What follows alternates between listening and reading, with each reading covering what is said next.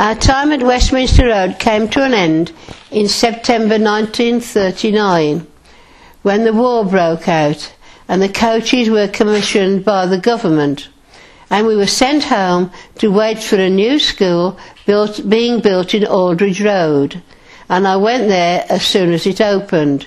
It was a lovely school and I was very happy there, even though lessons were disrupted by air raids, and we would file down to the air raid shelters and sit on long benches singing 10 Green Bottles to drown out the noise of planes going overhead.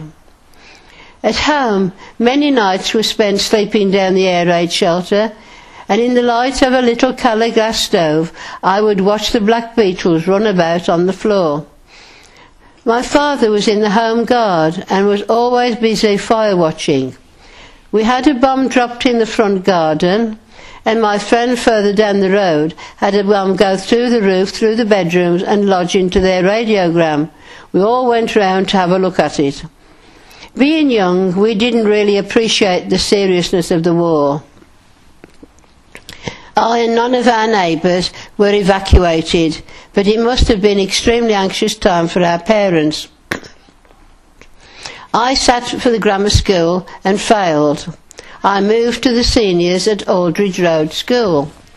My memories of senior school is having to go down to the boys' woodwork room to collect wood shavings to light the fire in the cookery rooms.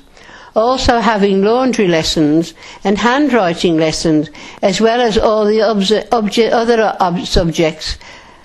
My friends and I used to enjoy our school lives. In summer we went to the road again. You had a plan? Yeah, no, definitely, yes. Good. Aldridge Road School, was that the name of the school? Yeah, Aldridge Road Junior and secondary, and then there was a secondary modern school, you say. You mentioned air raids. I mean, that must have been pretty frightening. Yeah. Even though you sort of... We weren't frightened, never frightened. Singing 9 Green Bottles. Yes, you sing louder and sing louder. And we always had to, what we had to do, we had to go in the front entrance, sit on these long benches, sing louder, and then we could never come out through the entrance we went in. We always had to climb out of the emergency exit, because it said it's no good you keep going out and the emergency exit would get corroded, because it was just like a manhole cover, and there was a steel ladder. And we, after the all clear had gone, the teacher would say, "All right now," and she would go up this ladder and push the thing out up there, and we would all climb up the ladder and climb out onto the top of the air raid and come down. But they made sure that the emergency exit to get out was always open, you see. Right. Because if we always went in the front, if we bumped into the front and we couldn't get out, we'd all be, you know. So this doesn't sound like a very big Anderson shelter. This sounds like underground. It was like that. It wasn't underground. It was banked up. Right. Yeah, banked up, but not too high. But right. So because sort of like one of the concrete surface shelters. That's it. Yes. It must have been quite big if it, would take everyone from the school. Yes, it would. There was more than one. The seniors were somewhere and the juniors were somewhere else. So. Right. But we'd be in the middle of the lesson and the air raid shelter would go.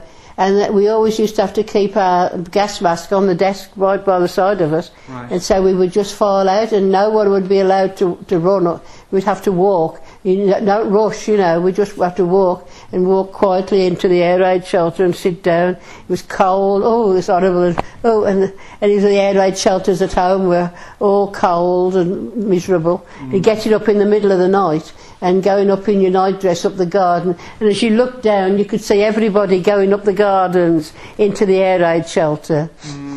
So like a mass migration. Yes, all with the nighties and pyjamas on going up the garden. Gosh. Yeah, I mean, sort of, hard if someone of my generation. Yeah. Like and there would be even if we'd had no sleep, we'd get up and go to school the next morning. Right. We'd still get up and go to school. There wouldn't be. And once I went to an open day at the school, and the headmistress's day book was out, told us what, and it got, the children are falling asleep because they've had no sleep. You know, they were sleeping, we was falling asleep at the desk because we'd had no sleep the night before. And there wouldn't be, we've had no sleep, we've had an air raid, you didn't go to school in the morning. And that was not, we would just have our breakfast and go. And when we got to the school, because Aldridge Road had got a flat roof, and we were on the flight path to Castle Bromwich, and sometimes we'd go to school and there'd be broken windows, so we'd have to clean the desk off of broken glass before we started our lessons. Because there was sort of the risk that they confused the school with a factory. Yeah, that's it. Yes, because it was a flat roof school, a very modern building. Amazing. And you said your father was in the Home Guard. Home Guard, so he yes. went out fire watching. Yes. Right. Incredible. I mean, it's just like, you know, it's amazing to sort of, like, you know, think about that. And but your house in Westminster Road. We had to go to Westminster. There's no schools. Right. There's no. We had the little private school up the road that I went to, but then there was Beaches Road, but that was more for the Beaches estate. Right. And I remember going there for one day, and they said, "No, you live in Questlet Road. You've got to wait for the new school to be built." Right. So we did wait for the new school.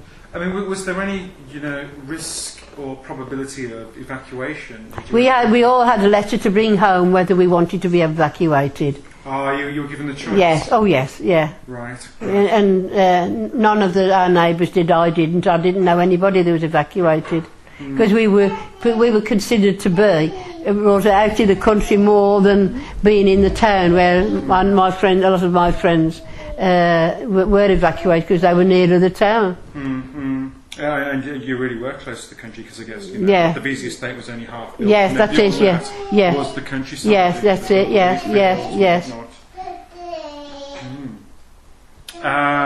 So, going on to school, you mentioned the cookery lessons. Yes. You just, you know, sort of like, you know, really sort of sticking out in your mind. Yes. You say you had to light the fires. I mean, were these sort of like Arga type? Yeah, these were triplex grate. We used to teach you to send us down to collect wood shavings for the boys, because in the senior school, the girls were upstairs and the boys were downstairs. Right. And all the woodwork rooms and everything were downstairs, and the cookery rooms were upstairs. And so we'd go to the downstairs and get the shavings to take back up to the cookery, so the teacher could light the fire. There was a fire in the classroom. What kind of things did you sort of have experience of cooking? Oh, we cooked all sorts of things. There was, it was a modern school, right. And there were modern oven, cookers and things in there, And we also had to do laundry. We had to take things to wash and iron as well.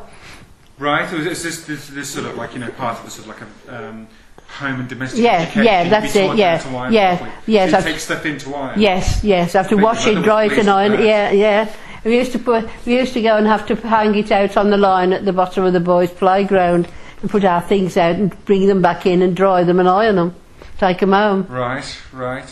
Incredible.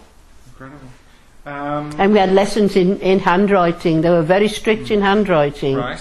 You'd write obviously with a pen, not with a biro, with ink. You have to make sure it went up and then down. And there was a competition, always there was a competition by churag bread. We always had to do a competition for, handwriting. Handwriting was most important. When I see my grandchildren's handwriting now with scribbled, wince at it. You should be thin up, thick down, and I sometimes look at my writing that I've got some of the books, and all lovely writing. But I have noticed in past things that they do copper plate writing. Very old way. Writing was very important. But a discipline really for writing. Now, one thing I've heard in the local senior schools, this is sort of talking about King's Standing, is that